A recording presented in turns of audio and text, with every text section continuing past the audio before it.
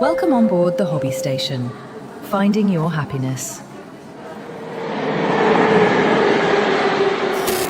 Hello các bạn, chào mừng các bạn đã đến với kênh Nhựa Station, nơi mà bọn mình sẽ mang đến cho tất cả các bạn những bài review công tâm nhất về giới hobby. Tuy nhiên video lần này không phải là video review như bình thường, mà là một chuyên mục mới trên kênh, lịch sử Gunpla số thứ nhất. Và còn điều gì tuyệt vời hơn với video khởi đầu của chuyên mục này là về sự khởi đầu của Gundam nhỉ? Nào, hãy cùng lên chuyến tàu lịch sử và cùng bọn mình tìm hiểu về cách mà một ý tưởng biến thành đống mô hình nhựa nha. Mình biết cái thumbnail của video này trông có vẻ hơi giật tít một tí, nhưng nếu bạn là fan của dòng Mobius Gundam hay đơn giản là một người tò mò về cách mà một thương hiệu suýt bị khai tử lại trở thành một biểu tượng văn hóa toàn cầu trị giá hàng tỷ đô thì video này chính xác là dành cho tất cả các bạn. Bây giờ thì hãy cùng bọn mình ngược dòng thời gian để tìm hiểu Gundam thực sự đã bước ra thế giới như thế nào.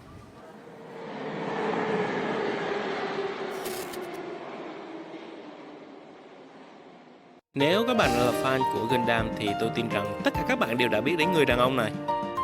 Và trong trường hợp các bạn không biết thật sự thì đây chính là cha đẻ của Gundam, đạo diễn Yoshiyuki Tomino. Để tìm hiểu về Gundam chúng ta không cần phải nhìn vào toàn bộ cuộc đời của bác. Không, ở đây chúng ta không làm thế.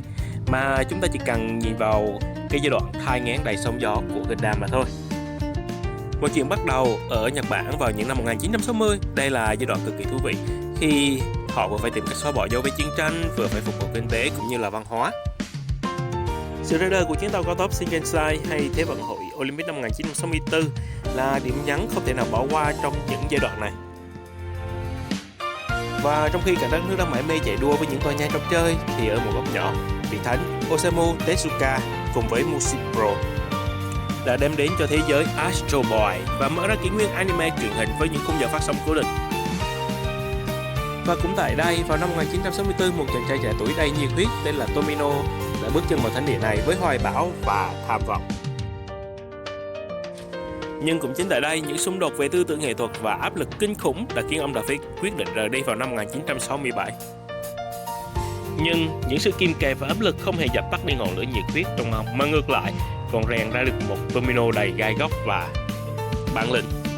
Bác Tomino đã trở thành một freelancer lang bạc, và cho đến năm 1972 khi Musipro bị phá sản, những người cũ tại nơi này đã tập hợp và thành lập nên Nippon Sunrise hay nay là Sunrise.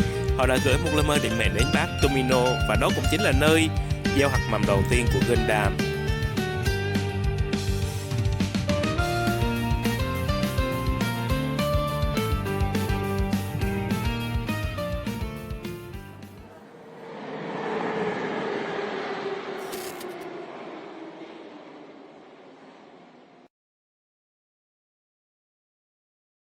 Một cây làm chẳng nên non, ba cây trồng lại nên series Gundam. Và đúng như vậy, một mình đạo diễn Tomino thì không thể nào tạo nên Gundam nếu không có sự giúp sức của hai con người sau đây. Và họ lần lượt là bác Yoshikazu Yasuhiko và bác Kunio Okawara. Câu chuyện là thế này. Khi dự án Gundam ban đầu còn có tên là Freedom Fighter Gunboy, Tomino biết rằng ông càng nhiều hơn là một ý tưởng, ông càng có đồng đội, những người đủ tài năng để thực hiện hóa ý tưởng chiến tranh thực tế của mình. Và rồi Tomino đã đích thân tìm đến những người bạn cũ của mình, những con người tài năng mà ông đã quen biết trong thời gian làm việc tại Musipro. Người đầu tiên là họa sĩ thiết kế nhân vật bác Yasuhiko. Tài năng của bác Yasuhiko vốn đã được bác Tomino biết đến qua thời gian làm việc cùng nhau tại Musipro, nhưng lời mời thì vốn không dễ dàng. Và khi bác Tomino chỉ nhận lại được cú lắc đầu từ chối từ Yasuhiko, vì với thời điểm đó có vô số những bộ anime về robot tràn lan trên thị trường sau sự bùng nổ của Astro Boy, vậy nên bác Yasuhiko cũng chỉ nghĩ rằng lại là một dự án truyền hình robot cũ kỹ dành cho trẻ em và ông hoàn toàn không muốn đi lại lối mòn đó. Và cũng thật may là bác Tomino cũng không cần phải 3 lần tới mời như một cả họ Lưu nào đấy. Bởi ngay sau khi bác Yasuhiko đọc kịch bản, ông đã thay đổi quyết định, bởi vì ông biết một điều, Gundam đã mở ra một con đường mới, đi ngược lại xu hướng và là một canh bạc đầy thử thách mà chưa từng có tiền lệ. Sau khi suy nghĩ, bác cũng đã đồng ý hợp tác.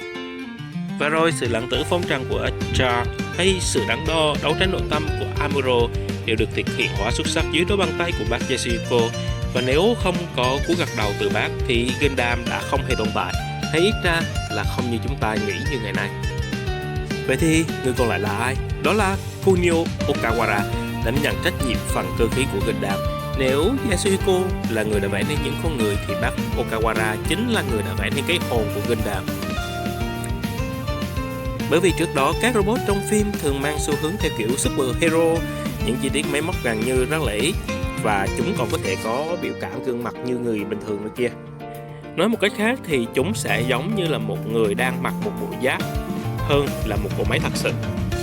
Nhưng mà RX-782 dưới đôi bàn tay của Okawara thì đã mang khái niệm vũ khí chiến tranh thật sự là như thế nào.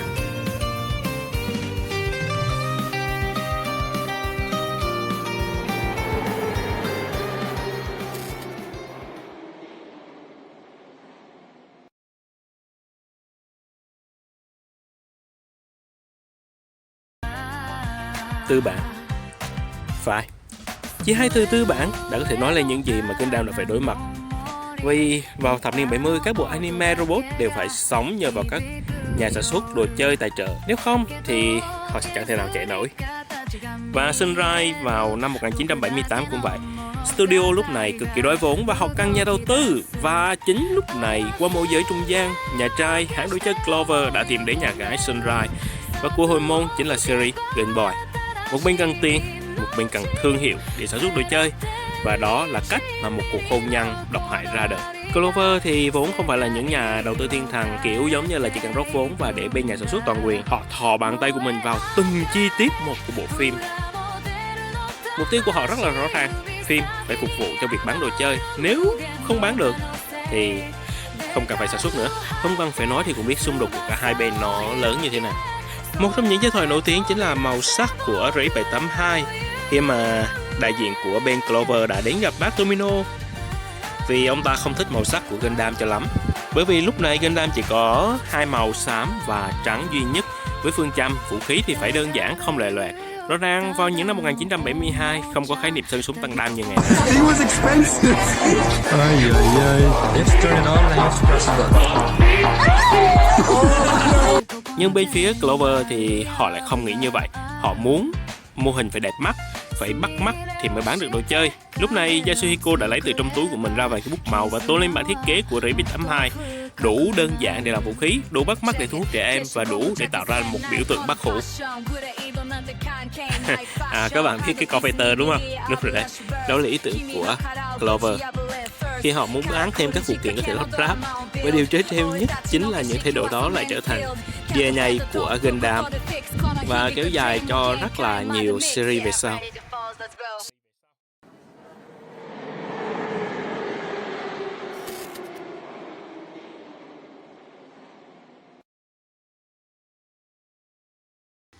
Clover lúc đó vẫn là người chồng hợp pháp của Sunrise. Họ gần như bóp nghẹt sự sáng tạo. Không chỉ thế, Gundam khác với các phim robot cùng thời, nó hoàn toàn không hướng đến đối tượng là trẻ em. Nội dung thì nghiêm túc, đặt nặng chính trị và bạo lực, dường như là muốn hướng đến những người trưởng thành hơn. Trong khi đó, Clover lại muốn hướng đến là đối tượng chính mua sản phẩm sẽ là trẻ em. Và khi thấy rating ảm đạm thì Clover quyết định là sẽ yêu cầu cắt số tập từ 52 xuống còn 39 tập. Nhưng Sunrise đã xin thêm và thành 43 tập như ngày nay. Các sản phẩm của Clover là đồ chơi bằng kim loại, hay chúng ta còn biết đến bằng một cái tên gọi khác là diecast, hướng tới trẻ em với thiết kế màu sắc sặc sỡ và những chi tiết không hề bám sát với nguyên tắc của phim. Những chi tiết phi lý như là có thể bắn tên lửa từ bụng lò xo ở cánh tay hay điều mà bác Tomino ghét nhất, Z-Armor. Và chính những sự không hòa hợp này đã khiến cho khán giả trở nên bối rối. Gundam thì lại quá nghiêm túc để trẻ em có thể xem, nhưng đồ chơi lại quá trẻ con để người lớn có thể ngó vào. Không chỉ vậy, vào tháng 10 năm 1979, bác Yasuhiko đã phải nhập viện vì lao lực.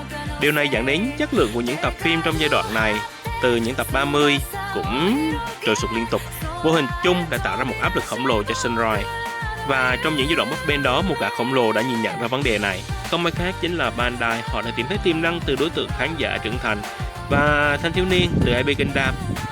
Họ đã liên hệ với Clover để có bản quyền đồ chơi Gundam. Bản thân Clover cũng cảm thấy đồ chơi Gundam không bán chạy, cho nên họ cũng không có quan tâm lắm và cuối cùng là đồng ý rất là nhanh. Mặc dù Bandai đã có bản quyền thương mại Gundam để sản xuất các lọc mô hình lắp ráp, nhưng mà nhìn chung thì series Gundam vẫn còn đang nằm trong tay của Clover. Và tin xấu vẫn chưa dừng lại ở đó. Sau khi rút ngắn còn 43 tập phim, họ đã quyết định khai tử luôn cả dòng phim Gundam. Vì lý do đơn giản thôi, đó chính là doanh thu từ đồ chơi quá ảm đạm. Chuyện gì đến thì cũng sẽ đến. Vào tháng 1 năm 1980, series Mobile Suit Gundam chính thức kết thúc. Nhưng vào tháng 7 cùng năm, Bandai chính thức tung ra mẫu Gunpla đầu tiên. Tỷ lệ 1:144, đó chính là mẫu Ray 782. Và cũng là thời điểm đánh dấu sự trỗi dậy của Gunpla. Gunpla là tên viết tắt của Gundam Plastic Model Kit, hay hiểu nôm na là đồ chơi lắp ráp bằng nhựa Gundam. Sự khác biệt của Model Kit so với sản phẩm diecast có hai ưu điểm lớn là giá thành rẻ hơn và tính sáng tạo hơn trong cách chơi. Khi thay vì chỉ mua một sản phẩm có sẵn, người chơi phải tự mua hộp đồ chơi về, tự lắp, tự dán keo, tự sơn, vân vân. Chính sự tỉ mỉ, sáng tạo này đã thu hút lượng lớn người chơi trưởng thành, điều mà dòng phim hướng đến. Sau đó thì các đài truyền hình cũng đã bắt đầu cho phát sóng lại những bộ phim Gundam vào những khung giờ nhất định. Chính tầm nhìn đúng đắn của Bandai đã mang đến cho Gundam một lượng lớn khán giả trưởng thành, điều mà họ luôn hướng đến. Và lúc này họ mới thật sự chú ý đến chất lượng của bộ phim, sự sâu sắc từ nội dung đến hình ảnh. Và cũng chính nhờ những đợt chiếu lại này, tỷ lệ người xem tại một số vùng như là Kanto đã tăng lên trên mức trung bình từ 3% lên đến hơn 10%.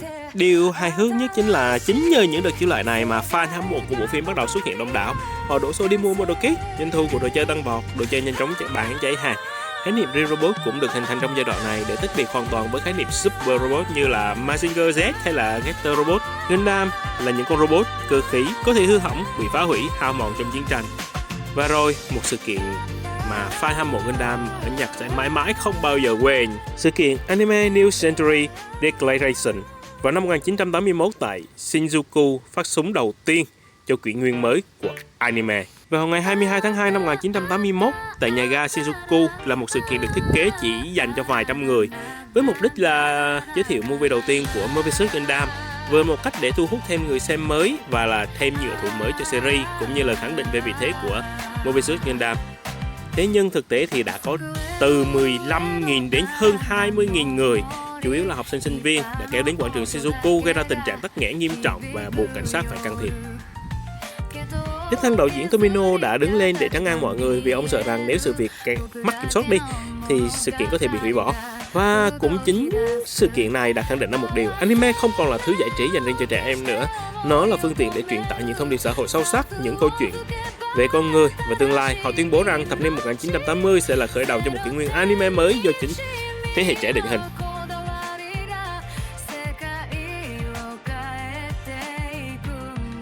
Sức nóng từ các đợt chiếu lại và doanh số Gunpla khủng khiếp đã dẫn đến việc sản xuất thêm 3 tập phim điện ảnh mới, hay còn gọi là Trilogy Movie.